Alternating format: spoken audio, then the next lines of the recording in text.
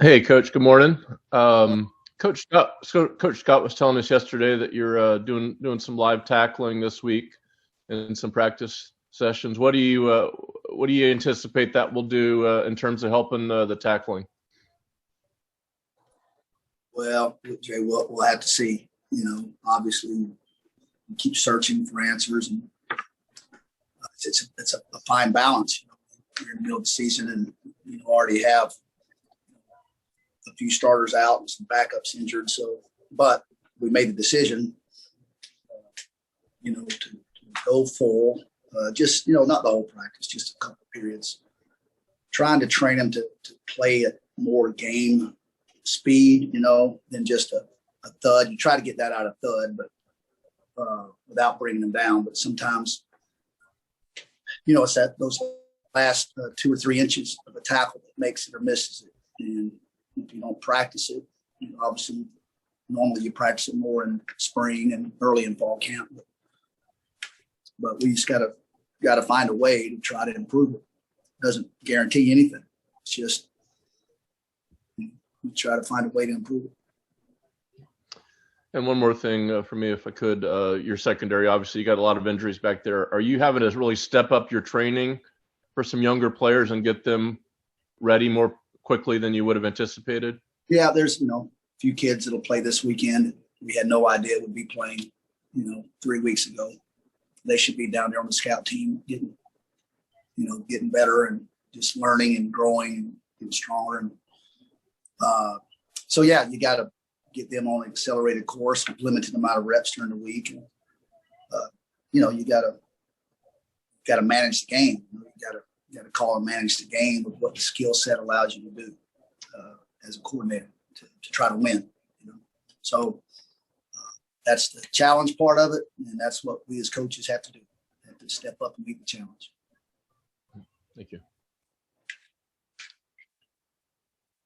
Richard Silva. Hey, Coach. Good morning. What do you see specifically about this SMU offense that impresses you, specifically their quarterback, Mordecai? Yeah, I remember when he was at OU. And, they just, first of all, the talent level, they've done a tremendous job, and Coach Dykes, getting that roster flipped in a short amount of time he's been there, and benefited from that area, the DFW area, and great job of managing the talent. Really balanced. Seven's just a dynamic running back, leading rusher in the conference last year. You see why. Makes people miss, can make a jump cut, 2 gaps over, and then can get a top end speed pretty fast.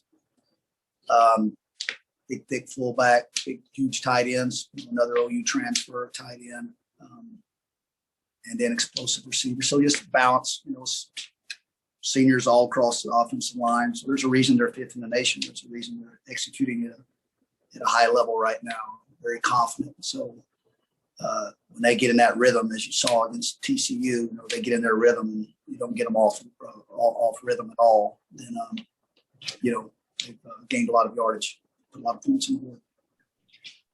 Can you learn anything coming off a week where you played BYU, where they're balanced as well, and you're going into another offense that runs the ball well and throws the ball well? Of course, you learn something every week. You learned.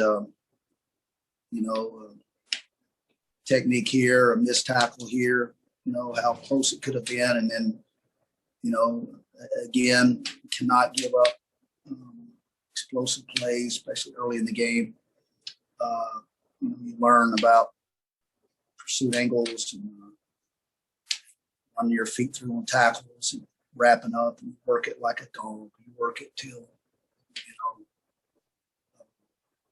just gets ingrained in them. And who knows what's there. It's a process, right? I'm just hoping, you just take a step every week. As a coach, I want it all fixed. It's a lot of anxious anxiety, a lot of desire on my part. It's going to be desire on those kids' part. And us as coaches, that's our job, to get it out of them and just keep them improving every week. Thanks, Coach. Will Turner.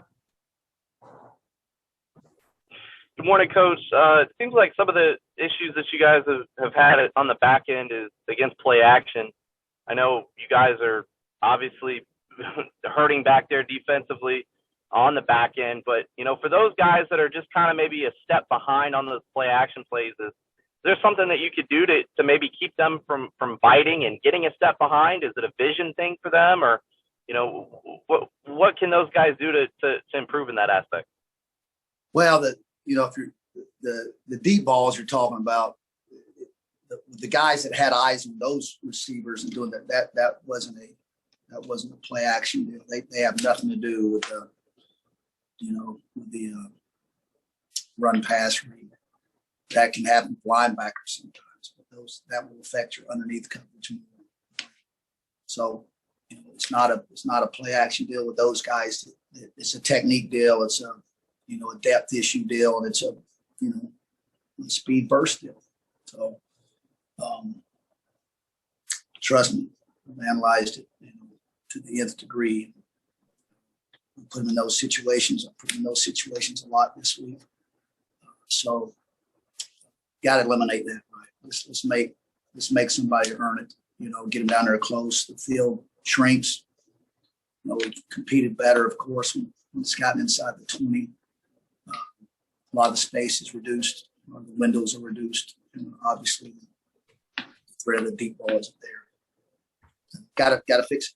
Got to fix it. Can't let that happen early. So it's being addressed and it's being worked on.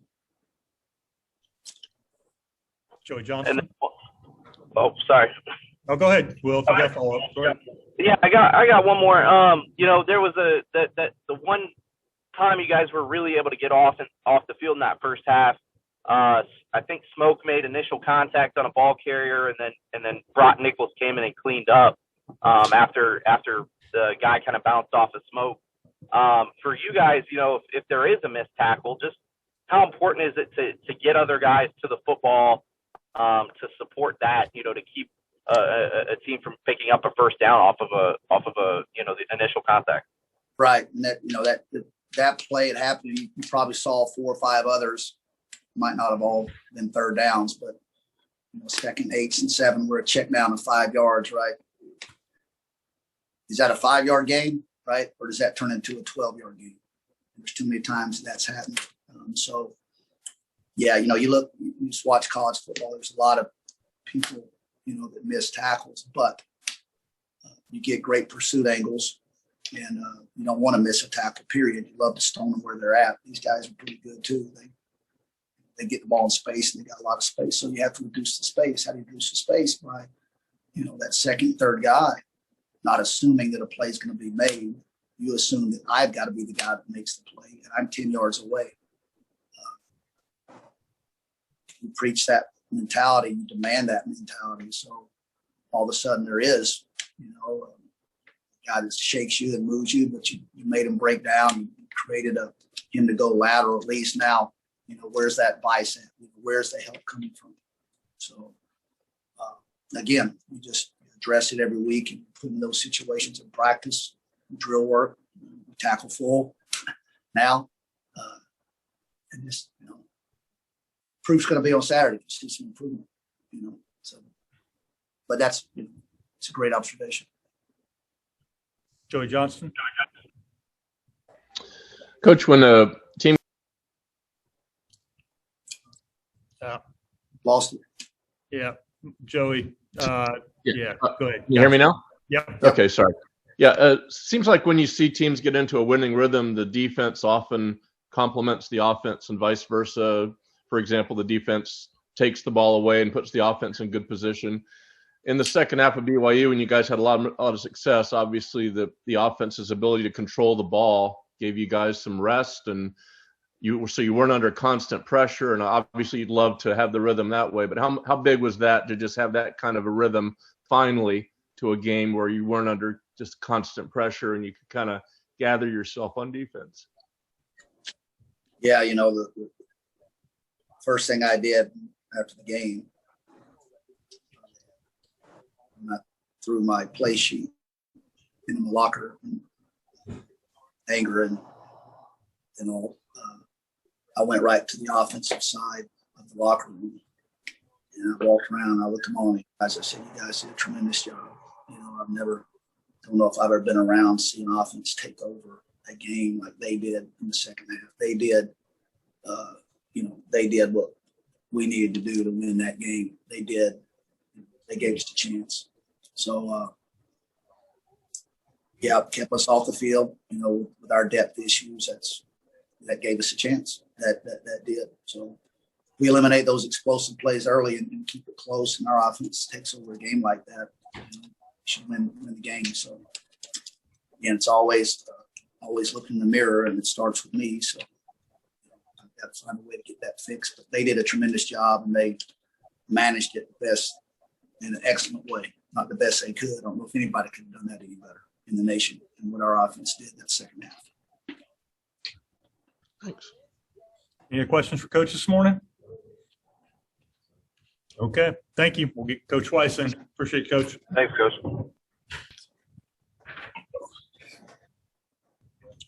All right, we'll take questions for Coach Weiss. Joey, why don't you go ahead and start us off? You're muted still. Okay, sorry about that. Coach, could you just speak about what occurred in the second half offensively? I mean, we were just asking Coach Spencer about it, and he said you didn't think anybody in the country could have done a better job than your offense did in the second half of kind of controlling the game. Just not only the plays that you made, just how efficient and how much you controlled the clock and how it all worked in the second half. Yeah, I mean, there's so many different factors that go into it. But, I mean, the number one thing I'm just most proud of our guys for, and, the number one reason I believe that it happened is they just fought. They fought their tails off till the very end of the game, competed, gave it everything that they had, and they played within the system of the offense, and they just went out and executed and played as well as they possibly could have. So extremely proud of those guys for doing that. We made, I think, some good halftime adjustments, changing up our run game a little bit from what our plan was coming into the game in the first half to what we did in the second half. And they did a good job of handling those adjustments at halftime, coming out and executing it. And then, number one is offensive line did a fantastic job of blocking up front and giving some good looks. The backs did a great job of hitting it where they were supposed to, taking what they were supposed to. Timmy did a fantastic job on third downs and fourth downs of keeping plays alive with his feet and bailing us out at times. And then just really overall, we ran the ball very well. We threw it well. We executed and did exactly what we were supposed to do. And we had some good results show from that. When you're up in the booth calling the plays, and obviously you're aware of how loud that place was to some degree, but those guys are on the field dealing with that. And I don't know if you can appreciate it in real time, but what's your overall feeling about what you saw from those young guys in that atmosphere doing what they did over and over again? Yeah, I mean, it's extremely impressive. I mean, I stood out there in pregame for probably, hour and a half before the game. Their whole student section was there 2 hours before the game. I think they got there. It was jumping. It was one of the best atmospheres I've ever been in my entire life, even from when I was at Alabama or in the NFL. That was as good an atmosphere as I've seen. Just extremely proud of our group for playing the way they did in that environment right there. I thought the first two drives of the game, it kind of got us a little bit, and we didn't go out and perform the way we were supposed to. But after that, I thought we came out and did a great job. And I think the one play, I think Coach Scott mentioned it too, that always just stick out to me is 4th and goal from the 1 yard line in their student section on the road, down 2 scores, trying to make it a 1-score game and punching that ball in. I mean, that shows some real fight and really something to be proud of our guys. Thank you. Will Turner. Morning, Coach. You came into this program and you wanted to play fast and you wanted to play with tempo and you wanted to do those two things. Obviously, with the defensive injuries and kind of having to play to team needs, you had to slow it down. Yeah. How for you as a coach, how much of an adjustment was that this week? Just being able to kind of slow things down. Is there still a little bit of tempo aspect that you can implement to it when drives are taking 7, 8, 9 minutes? For sure. I mean, I think, number one goal, I definitely want to play fast and all that stuff, but I want to win. And so whatever it takes to give our team the best chance to win. Our defense obviously is banged up and has a bunch of injuries. So we got to do what we got to do to help those guys out there and keep them off the field and make them not have to play a 14, 15 possession game like we have in the past. So I think in this last game, it was 8 possessions. So that's more what we want it to be. And so, we definitely don't need to just play totally slow all the time. I mean, it's going to be a mix of tempos. It's going to be playing at a normal tempo. It's going to be hitting a fastball play. It's going to be slowing it down at times. It's going to be getting in the huddle and, speed breaking and doing some different things. So we can control the tempo in a bunch of different ways. And that's what we're going to do and continue to do. Obviously, we had some success with that. But you definitely can utilize your fastball plays and go up there and go quick at times. It's just overall kind of managing the game and trying to have some success offensively to move the ball, keep the defense off the field, and end up with some points. So even though, I want to be tempo and all that, I want to win most importantly. And so it's a little bit of an adjustment, but we kind of knew going into the BYU game that was something we were going to try to do and kind of worked on it all week. And so I think it'll just, be game to game how we want to handle that. Joey Johnston.